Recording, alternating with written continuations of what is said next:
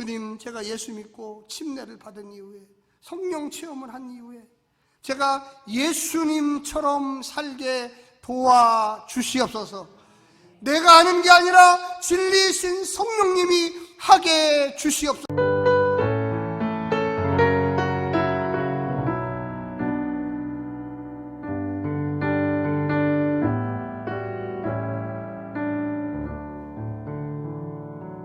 사랑하는 행복한 교회 성도 여러분, 이 영상을 보시는 하나님 나라의 귀한 자녀 여러분, 오늘은 2022년 6월 7일 화요일입니다.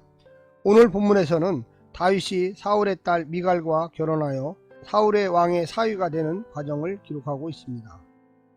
사울은 먼저 자신의 큰딸 메랍을 다윗과 결혼시키려는 마음이 있었으나 메랍에게는 이미 사랑하는 사람이 있었습니다. 그러므로 둘째 딸 미갈이 다윗과 결혼하게 되는데 사울은 다윗에게 블레셋 사람 100여 명을 죽이고 그 증거를 가져오라 명했습니다. 이것은 왕의 사위라는 신분을 내걸고 다윗이 블레셋 사람들에게 죽임 당하도록 만들려는 계책이었습니다. 오늘 본문을 나누어 보겠습니다. 18장 17절부터 19절 메랍과 결혼 시도, 20절부터 28절 미갈과 결혼, 29절부터 30절 결혼 이후. 오늘 본문 사무엘상 18장 17절부터 30절까지의 말씀을 듣고 다시 오겠습니다.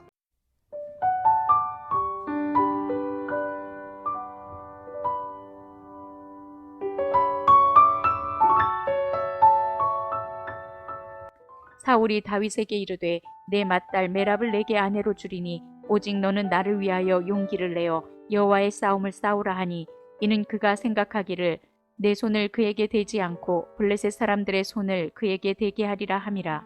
다윗이 사울에게 이르되 내가 누구며 이스라엘 중에 내 친속이나 내 아버지의 집이 무엇이기에 내가 왕의 사위가 되리이까 하였더니 사울의 딸 메랍을 다윗에게 줄 시기에 무올랏 사람 아드리엘에게 아내로 주었더라. 사울의 딸 미갈이 다윗을 사랑하매 어떤 사람이 사울에게 알린지라. 사울이 그 일을 좋게 여겨 스스로 이르되 내가 딸을 그에게 주어서 그에게 올무가 되게 하고 블레셋 사람들의 손으로 그를 치게 하리라 하고 이에 사울이 다윗에게 이르되 내가 오늘 다시 내 사위가 되리라 하니라. 사울이 그의 신하들에게 명령하되 너희는 다윗에게 비밀이 말하여 이르기를 보라, 왕이 너를 기뻐하시고 모든 신하도 너를 사랑하나니 그런즉 내가 왕의 사위가 되는 것이 가하니라 하라. 사울의 신하들이 이 말을 다윗의 귀에 전하매 다윗이 이르되 왕의 사위 되는 것을 너희는 작은 일로 보느냐? 나는 가난하고 천한 사람이라 한지라. 사울의 신하들이 사울에게 말하여 이르되 다윗이 이러이러하게 말하더이다 하니 사울이 이르되 너희는 다윗에게 이같이 말하기를 왕이 아무것도 원하지 아니하고 다만 왕의 원수의 보복으로 블레셋 사람들의 포피 100개를 원하신다 하라 하였으니 이는 사울의 생각에 다윗을 블레셋 사람들의 손에 죽게 하리라 함이라.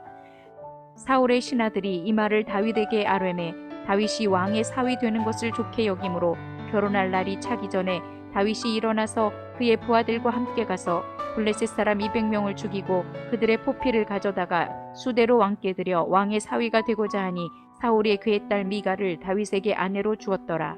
여호와께서 다윗과 함께 계심을 사울이 보고 알았고 사울의 딸 미갈도 그를 사랑하므로 사울이 다윗을 더욱더욱 두려워하여 평생에 다윗의 대적이 되니라.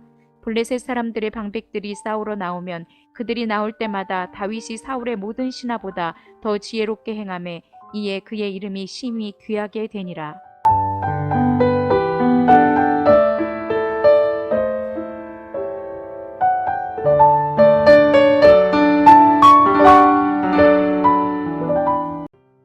다윗은 결혼을 통하여 자신의 신분을 가장 높일 수 있었습니다. 이 결혼은 다윗을 왕족으로 만들 뿐만 아니라 다윗 자신이 사울의 왕국을 상속받을 수 있는 길을 열어놓았습니다. 사울의 죽음 이후 다윗이 유다 지파의 왕으로서 헤브론을 다스리고 있을 때 자신과 협상을 제의하는 아브넬에게 미갈을 데려오라고 명한 것은 왕국 상속의 권한을 확보하기 위함이었습니다. 미갈과 결혼을 통해 다윗은 사울 왕국에서 흔들리지 않는 견고한 지위를 얻을 수가 있었습니다. 오늘 본문을 세 부분으로 나누어 자세히 설명드리겠습니다. 첫 번째, 약속을 어기고 바꾸는 사울. 골리앗을 이기면 그를 사위로 삼겠다고 약속했으면서도 또다시 다른 조건을 제시합니다. 나를 위하여 여호와의 싸움을 싸우라. 사울은 다윗이 자신의 사위가 되기 위하여 블레셋과 싸우다가 전사하기를 바라는 마음으로 이런 엉뚱한 조건을 내겁니다.